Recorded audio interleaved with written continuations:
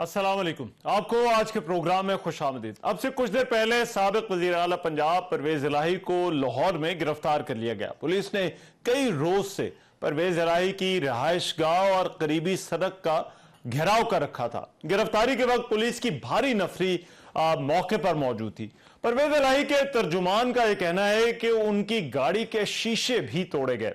निगरान वजीर इत्तलात आमिर मीर ने मीडिया को बताया कि एंटी करप्शन पुलिस ने परवेज इलाही को गिरफ्तार किया है। मुनीस इलाही ने अपने एक ट्वीट में कहा कि वो अभी भी तहरीक इंसाफ के साथ खड़े हैं। अब ये तो एक खबर है, लेकिन दूसरी तरफ पार्लियामान और अदलिया के मामलात ऐसा लगता है अभी भी हल तलब है। आज chief justice of Pakistan Umar Ata Bandial की सरबराही में सुप्रीम कोर्ट के 8 रुकनी बेंच ने प्रैक्टिस एंड प्रोसीजर एक्ट के खिलाफ केस की समाअत की। अटॉर्नी जनरल ने इस्तदा की कि सुप्रीम कोर्ट नजरसानी कानून बन चुका है और नजरसानी का दायरा इख्तियार समाअत से बढ़कर अपील के मसावी हो गया है। चीफ जस्टिस ने कहा कि कानून साजी सुप्रीम कोर्ट के इंतजामी अमूर से मुताल्लिक है, सुप्रीम कोर्ट से मुशावरत करनी चाहिए थी। जस्टिस मोहम्मद अली मजहर ने पूछा कि क्या आप पार्लियामान में मामले को दोबारा लेकर जाएंगे, जिस पर अटॉर्नी जनरल ने कहा कि सुप्रीम कोर्ट मामला खुद पार्लियामान को भेजे। इस पर चीफ जस्टिस ने कहा कि हम ऐसा नहीं करेंगे।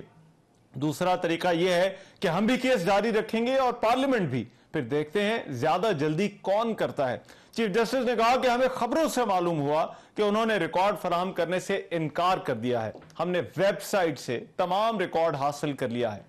अब ऑडियो लीक्स का मामला वो भी जो है वो खबरों में है। इस्लामाबाद हाई कोर्ट जहां साबिक चीफ जस्टिस साकिब निसार के बेटे की तलबी का जो समन था उसे मुअत्तल कर दिया है और इस्लामाबाद हाई कोर्ट ने आम अफराद की टेलीफोनिक गुफ्तगू की रिकॉर्डिंग्स और ऑडियो लीक्स पर अटॉर्नी जनरल से मुआवनत भी तलब कर ली है। इस्लामाबाद हाई कोर्ट ने अपने जो तहरीरी फैसला जारी किया उसमें इन ऑडियो रिकॉर्डिंग्स के हवाले से कई सवालात उठाए हैं।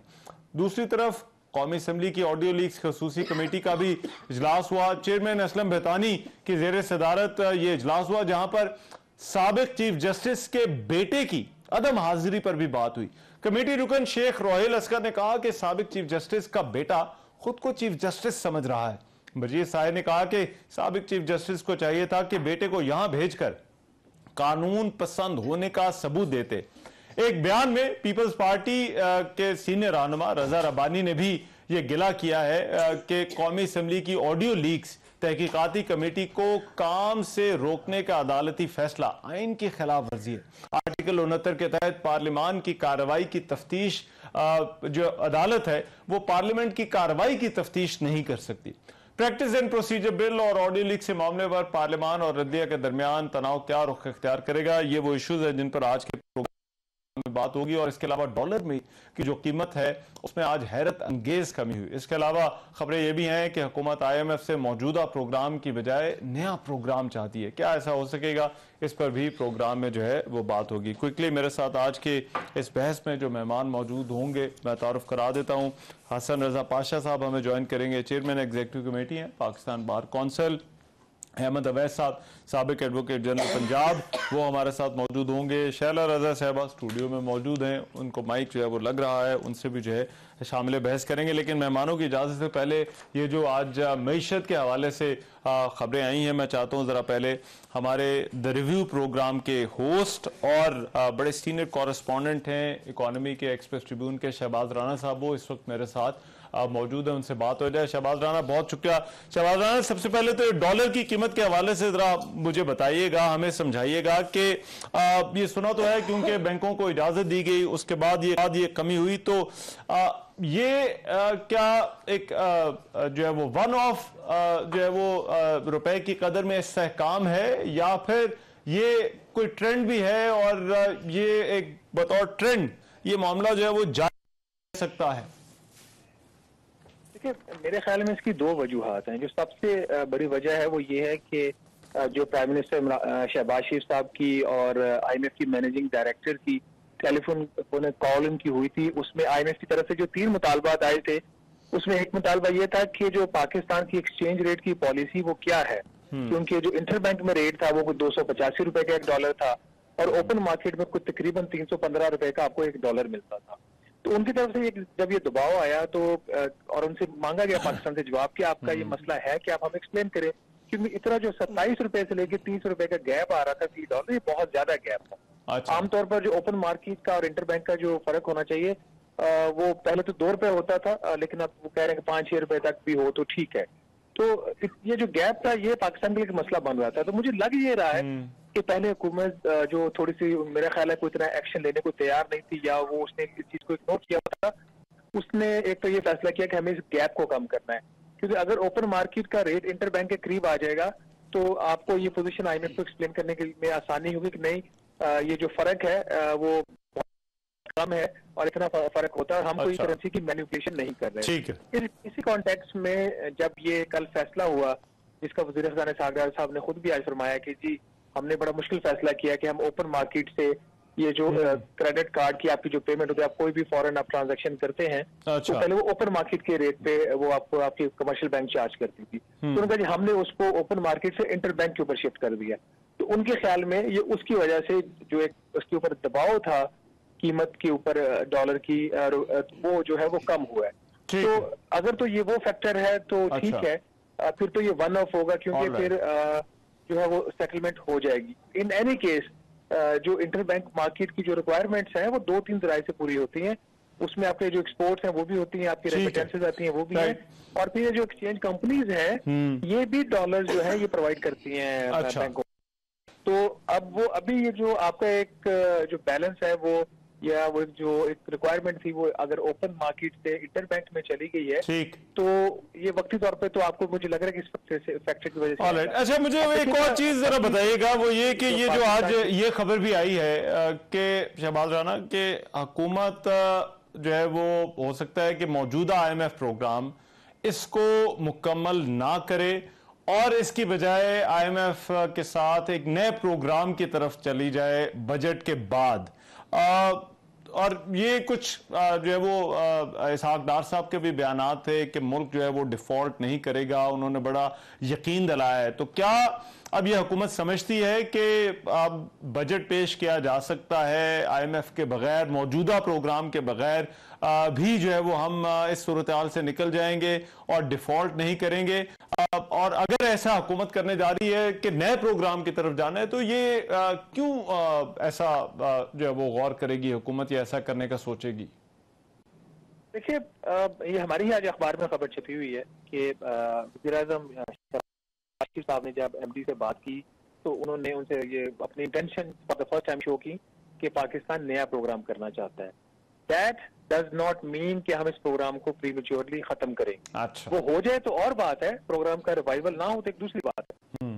अगर पाकिस्तान नया प्रोग्राम करना चाहता है, जो कि इसको करना पड़ेगा, अब उसकी टाइमिंग की बात वो कब होता है, कब आपके IMF से मामला तय पाते हैं, तो उसके लिए फिर ये जो नौमा रिव्यू चल रहा है इस वक्त जो इनकम्प्लीट है नवंबर 2022 से, और जिसके मुज़ाकरात भी फरवरी 2023 को खत्म हो गए थे, इनकम्प्लीट है अभी तक। अगर तो ये जो प्रोग्राम इनकम्प्लीट ही खत्म हो जाता, नॉर्मल रिव्यू भी हम कंप्लीट नहीं कर सकते, 10वां 11वां तो बहुत दूर की बात है, क्योंकि 30 जून को वैसे ही प्रोग्राम आपका खत्म हो रहा है। राइट। तो फिर ये कोई अच्छा आगाज नहीं होगा मुज़ाकरात के लिए अगले प्रोग्राम, क्योंकि आपका जो ट्रस्ट डेफिसिट है वो एक प्रॉब्लम बनेगा।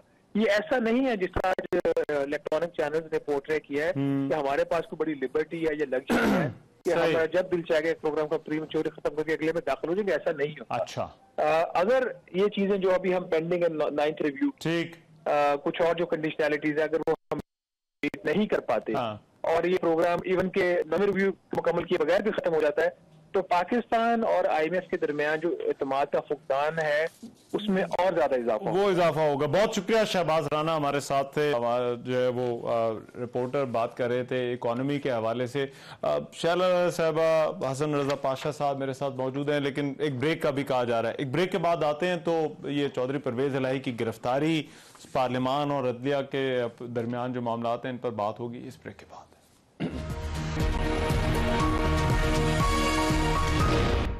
ब्रेक के बाद प्रोग्राम में एक मरतबा फिर से खुशामदीद। साबिक वज़ीर आला पंजाब परवेज इलाही की गिरफ्तारी और फिर हुकूमत और जो अदलिया और पार्लियामान के दरमियान मामला, खास तौर पर ऑडियो लीक्स के हवाले से, और फिर ये प्रैक्टिस एंड प्रोसीजर बिल जिसकी आज समाअत हुई उसके हवाले से इस पर बात होगी। अहमद अवैस साहब, साबिक एडवोकेट जनरल पंजाब, हसन रजा पाशा साहब, chairman executive council Pakistan bar council, और जो है शैला रजा साहबा पाकिस्तान पीपल्स पार्टी से मेरे साथ आज की इस बहस में शरीक है। शैला साहबा, मैं आपसे इस डिबेट का आगाज़ करना चाहता हूँ।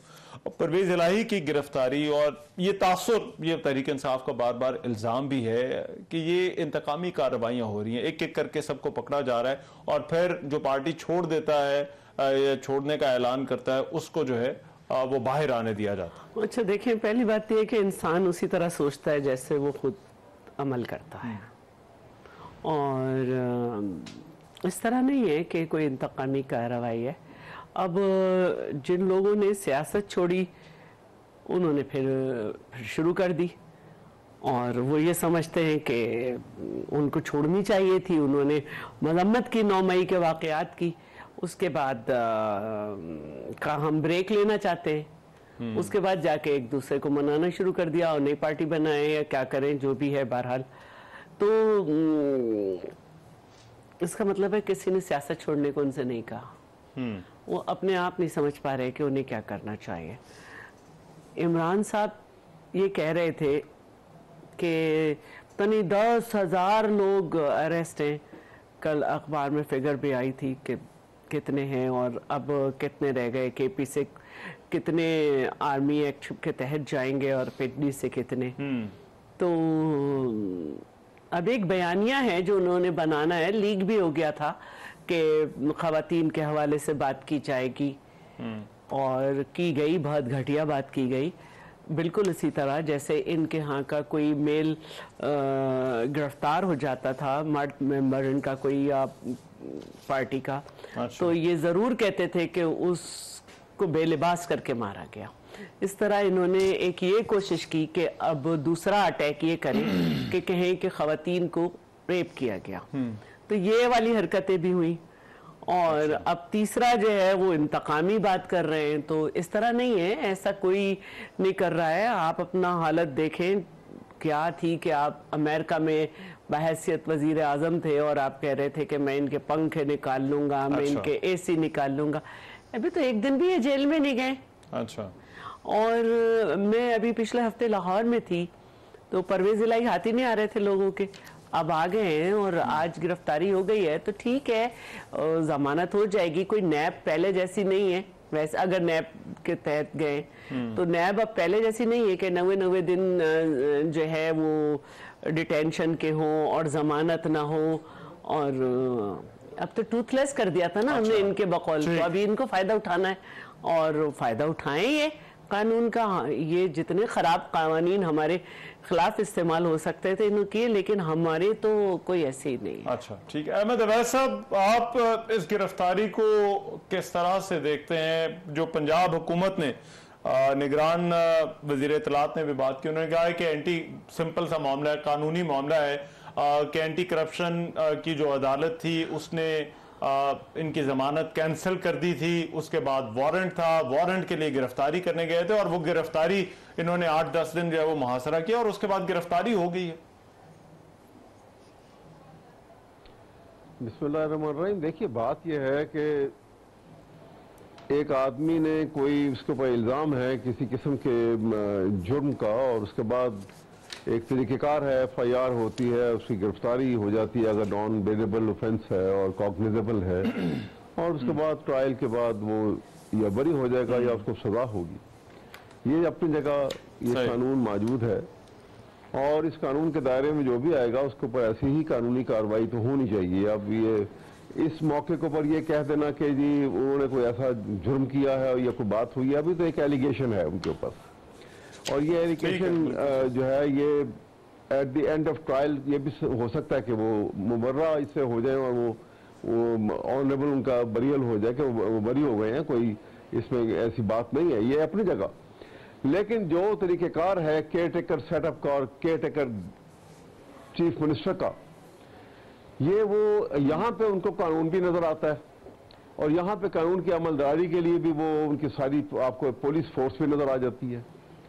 लेकिन बहुत सारे ऐसे बहुत अहम वाक़े, इससे बहुत ज्यादा अहम वाक़यात जहाँ पे ना पुलिस नजर आती है, ना कंटेनर नजर आते हैं और ऐसा लगता है कि वो अकेले पूरे पंजाब में जो आईजी पुलिस हैं वो दंदनाते फिर रहे हैं और उनके कहने के ऊपर सब कुछ हो रहा है, और चीफ मिनिस्टर जो है वो खड़े बैठे हुए तमाशाई बने हुए और सब कुछ देख रहे हैं। मसलन 9 मई का जो वाक़या हुआ है, उस वाक़े के ऊपर जो है अब उसको जब हाई कोर्ट में और सुप्रीम कोर्ट में पिटीशन आनी शुरू हुई तो उन्होंने एक JIT बना दी। अब एक गवर्नमेंट जो खुद एक्यूज्ड है, एक आईजी पुलिस जो खुद एक्यूज्ड है, वो किस बात की वो JIT बनाएगा, और वो JIT से क्या आप एक्सपेक्ट करते हैं कि वो इंसाफ की बात करेंगे? जब तक ये डाइकोटमी और ये डबल स्टैंडर्ड खत्म नहीं होंगे, जब तक आप कहीं पे कुछ भी नहीं कर सकते। मैं जस्टिफाई नहीं कर रहा हूं, लेकिन जाएगा तो अल्टीमेटली अदालत में ही ना। अच्छा, JITs बनती रही हैं कराची सिंध में, तो बहुत JITs थी, 16 एजेंसीज पे मुश्तमिल JIT थी, इस नुकसान की तरफ नहीं हो सकती आसानी से। अच्छा, लेकिन मुझे अहमद अवैस साहब इसमें अहम है ये जी आपकी जी अहमद अवैस साहब समझ नहीं आ रही जी, आवाज बहुत हल्की आ रही है। अच्छा, मैं आपसे पूछना चाह रहा था कि देखिए अब ये गिरफ्तारियां तो हैं और तहरीक इंसाफ का ये कहना है कि ये इंतकामी कार्रवाई है। अच्छा, अब दूसरा ये मामला जो इस वक्त अदालत के हवाले से अहम है वो प्रैक्टिस एंड प्रोसीजर बिल वाला मामला है, जिसमें एक तरफ पार्लियामान ये कहती थी कि हम रिकॉर्ड नहीं देंगे, और आज भी पार्लियामान का मौक़िफ यही है कि आर्टिकल 69 के तहत जो है वो रिकॉर्ड नहीं देना। लेकिन आज अदालत ने कहा कि हमने वो वेबसाइट से सारा रिकॉर्ड हासिल कर लिया है।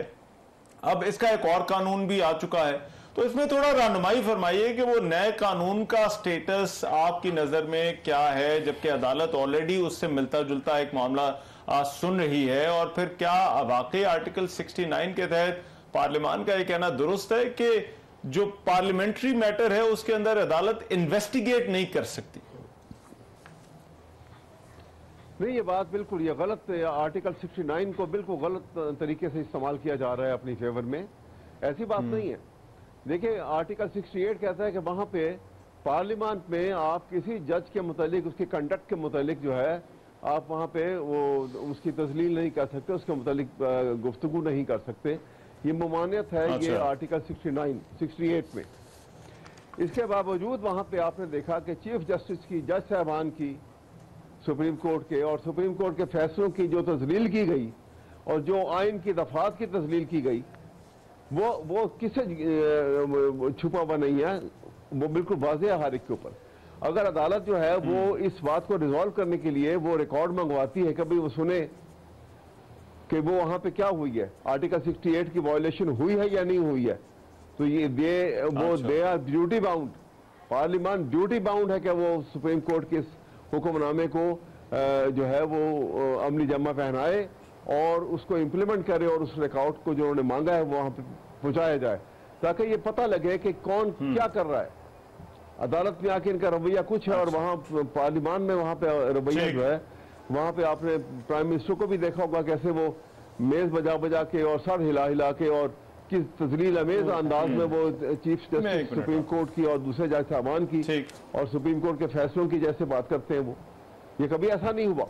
ठीक है, अगर आप मुझे रूल ऑफ लॉ के कॉन्सेप्ट को इस तरफ हवाला करेंगे तो इसके ऊपर भयानक असरात होंगे सोसाइटी के ऊपर इसके। अच्छा, ठीक है, मैं जरा हसन रजा पाशा साहब को भी जरा शामिल बहस कर लूं। शैलेश साहब, मैं 1 मिनट आता हूं आपके पास। पाशा साहब, ये नया कानून है, फिर वो भी अटॉर्नी जनरल ने अदालत में बात कर दी, आपको इस मैटर को भी अदालत जो है वो देख रही है। फिर आज ये जो रिकॉर्ड हासिल किया गया है, आपको लगता है कि ये वो रिकॉर्ड है जो वेबसाइट से ले लिएगा और इसकी बुनियाद पर अब पार्लियामान रिकॉर्ड दे या ना दे वो इररेलेवेंट हो गया है सारे मामले के अंदर?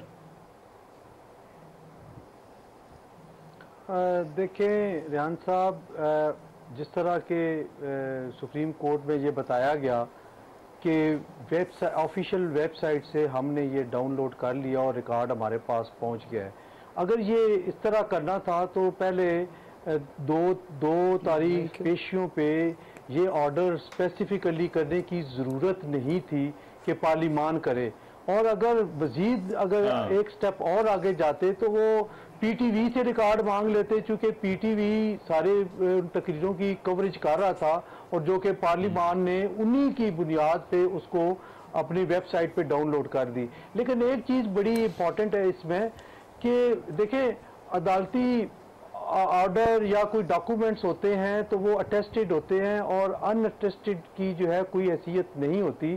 शायद वो कानूनी शहादत का वो आर्टिकल यहाँ भी अप्लाई हो जाए कि जनाब ये चूंकि अथेंटिसिटी की नहीं है, बनाने वाला नहीं है, जिसने डाउनलोड की है वो नहीं है, कैसे उसने वेबसाइट से ली और कौन सी डिवाइसेस यूज की, जहाँ जो किस तरह पहुंचाएंगी, तो अच्छा। ये फिर इस पे भी क्वेश्चन मार्क होंगे।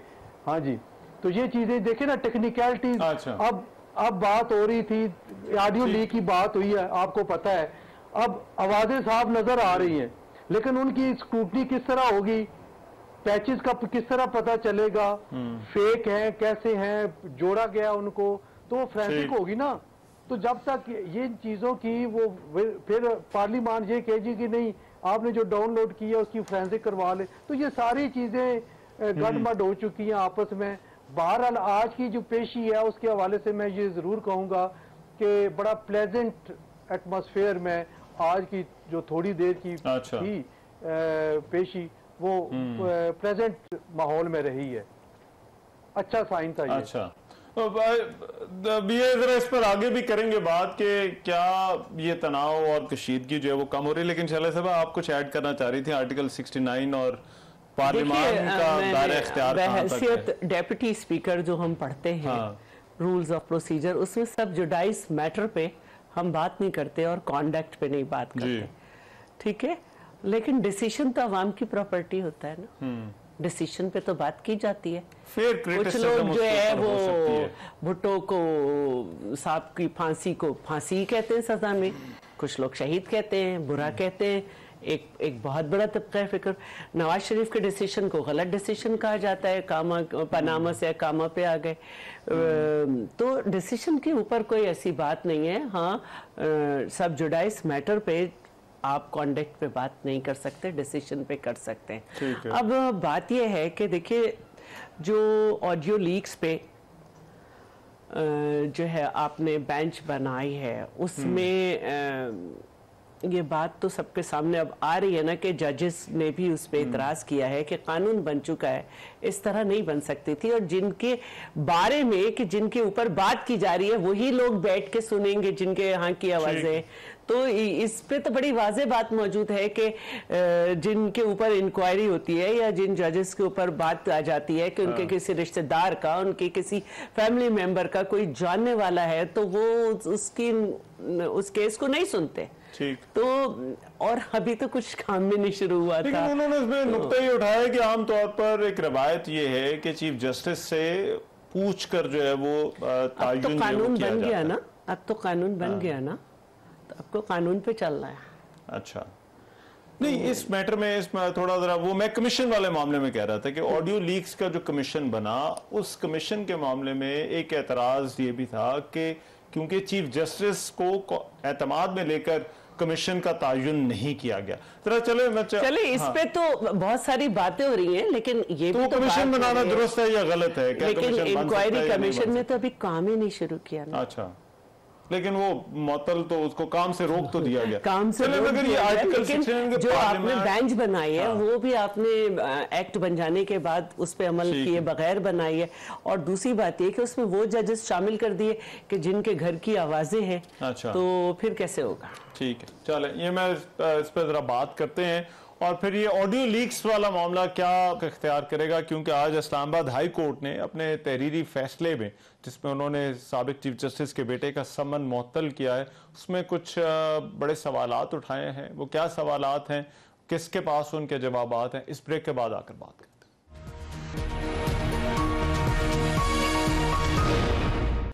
Welcome back after the break. Ahmed Awais साहब, अब ये मामला जो ऑडियो लीक्स वाला है, इसको एक तरफ आज जो कौमी असम्बली की ऑडियो लीक्स पर खुसूसी कमेटी बनी है, असलम भुतानी की सदारत में उसका इजलास हुआ।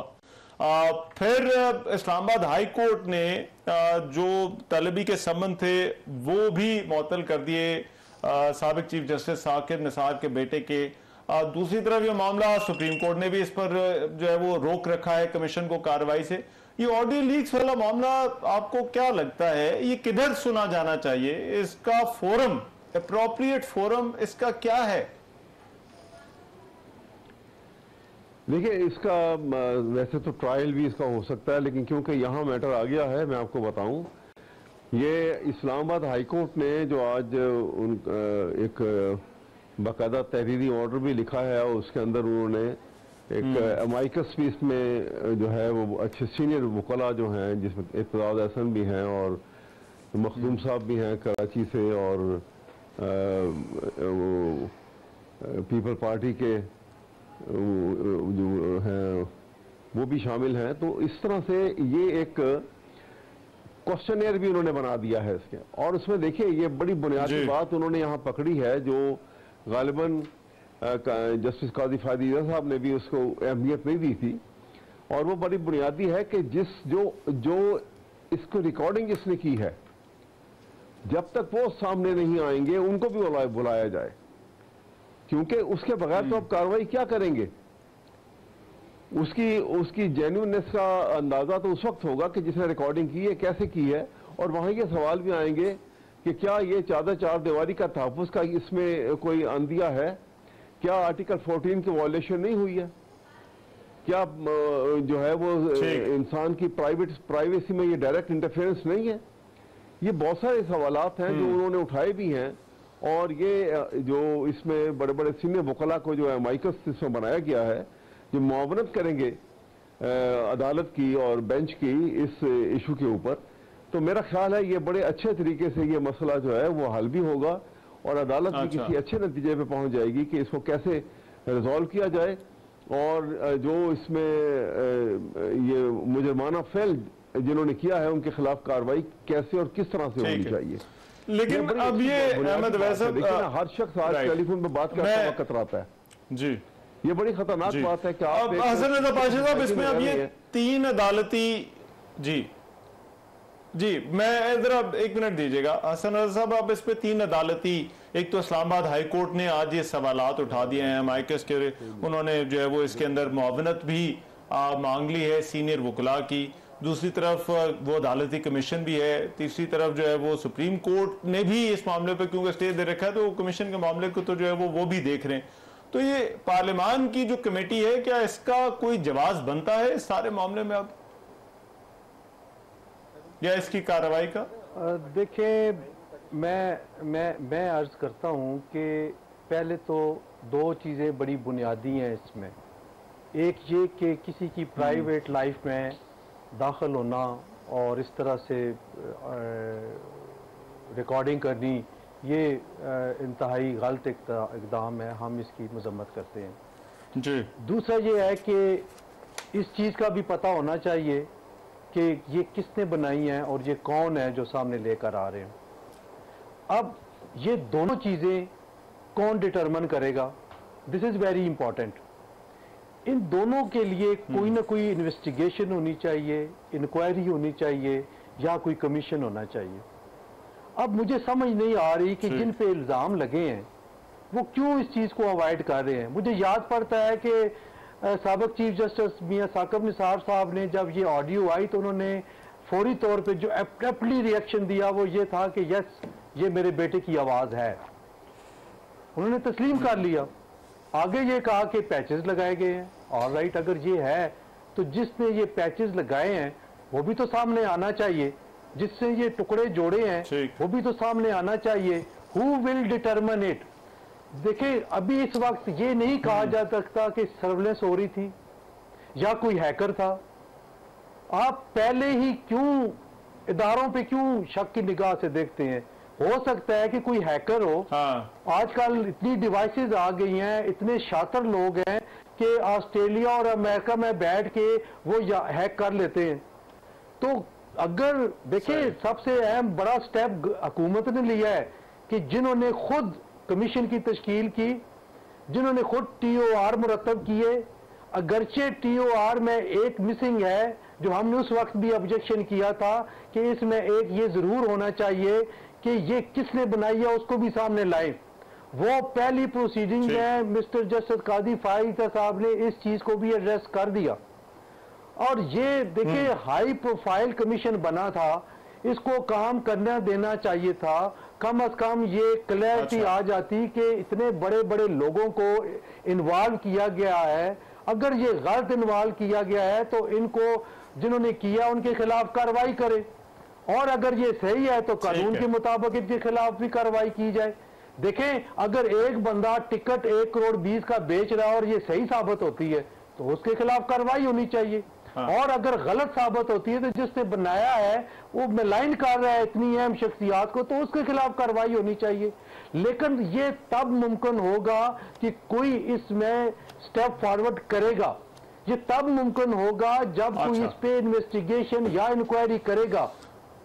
ये क्यों मिस्ट्री में रहना चाहते हैं? लेकिन क्यों उसका, देखिए मैं यही तो आपसे पूछ रहा हूं कि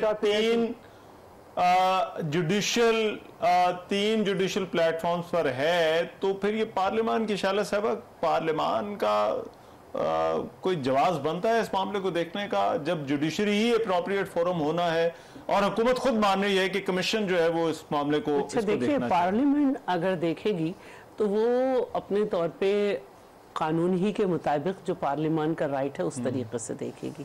पार्लियामान का अपना अलग तरीक़ाकार है। लेकिन इसमें एक बात और भी है कि ये जो ऑडियो लीक्स हैं, इनके भी दूसरे जो लोग हैं उन्होंने सुप्रीम कोर्ट में कमीशन के खिलाफ कोई एतराज नहीं उठाया है। अच्छा। लेकिन फिर भी कमीशन को रोक दिया गया, तो ये भी हैरानी है। अच्छा। और पार्लियामेंट का अपना तरीक़ाकार होता है और वो अपने तरीक़ेकार से काम करेंगे। लेकिन अब तो पार्लियामान की जो कमेटी है उसने समन किए, चीफ जस्टिस के बेटे को बुलाया, वो समन जो है वो इस्लामाबाद हाई कोर्ट ने काफी अरसे से लोग पार्लियामेंट को समझते नहीं, कभी नैब के उनको बुलाया जाता है वो नहीं आते, कभी किसी को बुलाया जाता है वो नहीं आते। तो पार्लियामेंट अपनी अगर सुपरमेसी दिखा रही है कहीं ना कहीं कि वो भी सही है। आपके ख्याल में इसका फोरम, इसका कहाँ जो है वो इस मामले, मैंने कहा पार्लियामेंट का अपने तरीक़ेकार है। तो हो गया। और कमीशन आप कह रही हैं? कमीशन को जाहिर है, मैंने कहा कि जिनकी उस पे एतराज नहीं हुआ, पाशा साहब भी कह रहे हैं कि कमीशन को काम करने से नहीं रोकना चाहिए था, इंक्वायरी कमीशन को। लेकिन बात वही है कि अगर मेरे ऊपर कोई बात है और मैं ही बैठ जाऊं उस पे ऊपर जस्टिस करने, तो फिर ये नहीं ठीक है। ऑलराइट, मैं एक ब्रेक ले रहा हूं और ब्रेक के बाद आते हैं, इस हवाले से गुफ्तगू जारी रहेगी।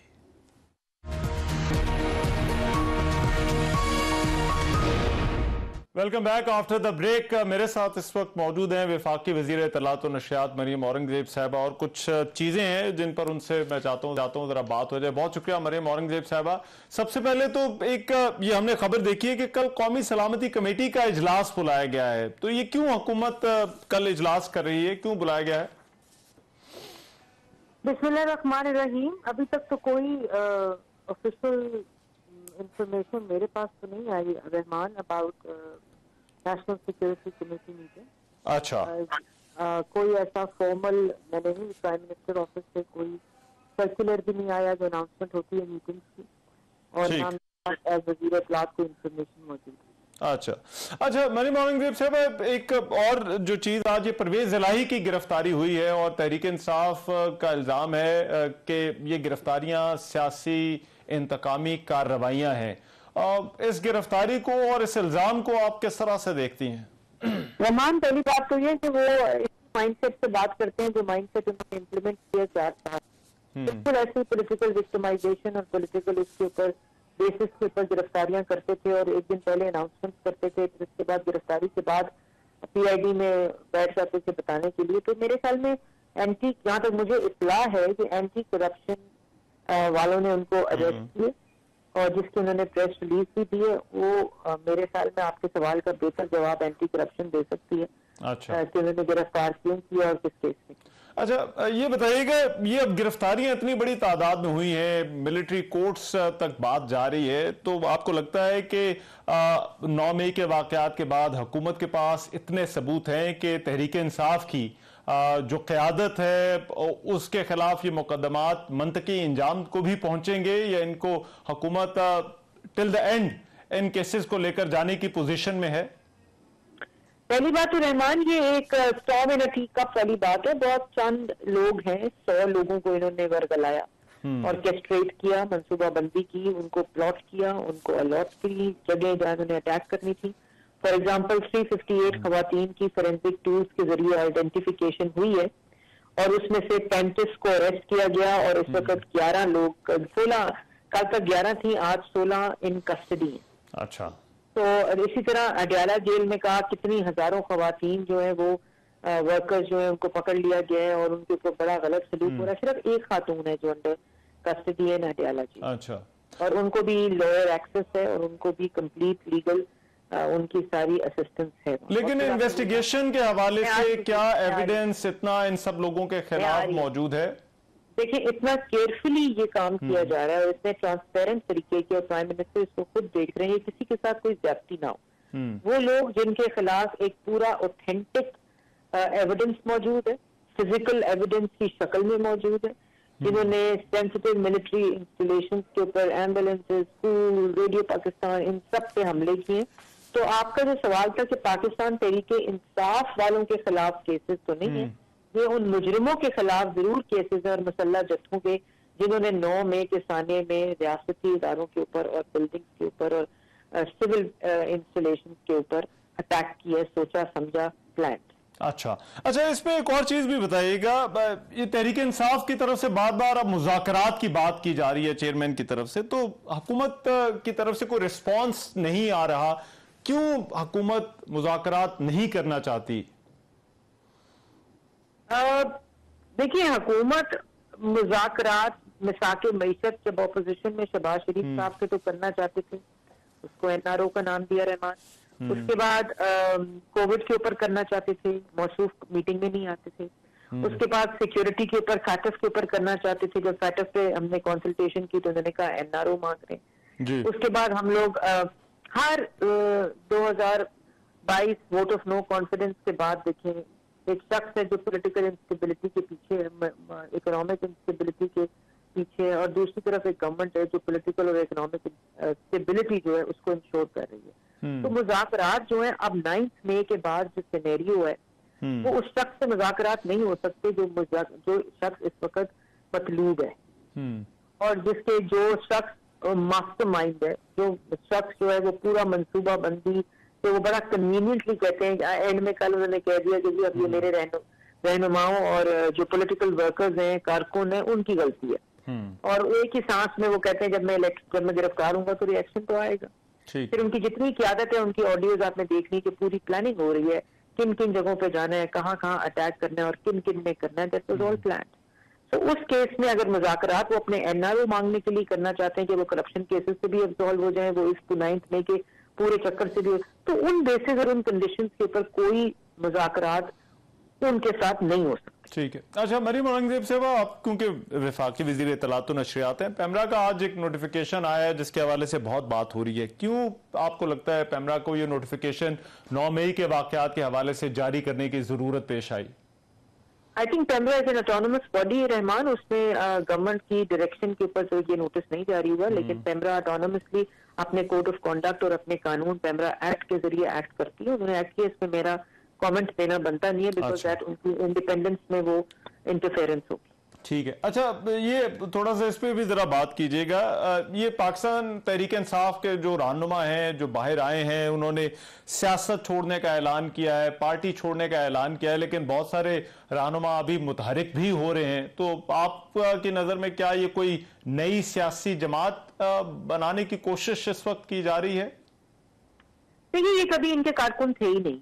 जो सियासी वर्कर होते हैं ना, जब उनके खिलाफ सियासी इंतकाम अगर हो रहा हो तो फिर वो खड़े रहते हैं। आपने देखा 4 साल हमारे लोग ऊपर से लेकर क़यादत से लेकर नीचे तक सब सियासी वर्कर से खड़े रहे, एक भी नहीं हिला। इससे बदतरीन ये तो उन्होंने जुर्म किया 9 मई का, जिसमें अरेस्ट हुए। ये कोई सियासी इंतकाम नहीं हो रहा, और अगर सियासी इंतकाम सियासी वर्कर के अगेंस्ट है तो वो उसको मुकाबला करना आता है। ये कभी इनके लोग ही नहीं थे। 2018 में पट्टे बनाकर इनको इस जमात में शामिल किया गया था, इनकी हुकूमत बनाने के लिए, मुसल्लत करने के लिए। आज जब वो 9 मई का जराइम सामने आए हैं, वो रेत की तरह पार्टी बिखर गई है। जो पार्टियां की नशोनुमा जमहूरियत के उसके ऊपर हुई होती है, सियासी ड्रिल से गुजरी होती है, वो अपने कायद को छोड़ती ही नहीं। उनके कायदीन भी जो होते हैं, जब कारकुनों को अरेस्ट करने आए तो वो कायदीन बिलों में नहीं घुस जाते और ये नहीं कहते कि कारकुनान का मसला है, ये गलती है या ये रहनुमाओं की गलती है, तो उसका पूरा जिम्मेदारी लेते हैं। तो ये इस तरह पार्टी इन्होंने छोड़ी है, पार्टी और इसी तरह छोड़ रेत की तरह बिखरती है जब वो पॉलिटिकल पार्टी नहीं होती। अच्छा, लास्टली एक चीज जरा बताइएगा, ये IMF के हवाले से क्योंकि खबर आ रही है कि हुकूमत शायद ये सोच रही है कि मौजूदा प्रोग्राम मुकम्मल ना किया जाए बल्कि नए प्रोग्राम की तरफ जाया जाए, तो क्या ऐसा कोई इकदाम लेने पर गौर हो रहा है? नहीं, ऐसी तो कोई बात नहीं हुई बिल्कुल भी। हमारा एक प्रोग्राम इस वक्त अंडर निगोशिएशन है जो इनका प्रोग्राम था, जिसपे इमरान खान की हुकूमत के सिग्नेचर से जिसको इन्होंने वायलेट किया, सस्पेंड किया, और जब हम हुकूमत में आए तो ये सस्पेंडेड प्रोग्राम को दोबारा से रिस्यूम करके उसकी निगोशिएशन स्टार्ट की। और जब जब वो स्टाफ एग्रीमेंट करीब आता है, ये डंडे लेकर इस्लामाबाद के ऊपर चढ़ाई कर देते हैं, और जब करीब आता है कभी शौकत तरीन से खतूत लिखवाते हैं, कभी खैबर पख्तूनख्वा के फाइनेंस मिनिस्टर से ये शरारत करवाते हैं, साजिश करवाते हैं, और फिर अगर कोई चीज नहीं चलती तो जलाओ, गिराओ, मारो। किस मुल्क में इन्वेस्टमेंट आएगी, किस मुल्क के अंदर पॉलिटिकल स्टेबिलिटी का इमरान खान साहब की शक्ल में वो नजर आ रहा है आपको। लेकिन हमारा एक प्रोग्राम है, अंडर नेगोशिएशन है, हमने तमाम कंडीशन जो कि इमरान खान के दस्तखत थे उनको पूरी कर दी है जिम्मेदारी के साथ। अब देखिए आगे उनका क्या डिसीजन होता है। ठीक है, बहुत शुक्रिया मरियम साहबा हमारे साथ प्रोग्राम में मौजूद थी। आज के प्रोग्राम से इतना ही, इजाजत दीजिए, अल्लाह निगहबान।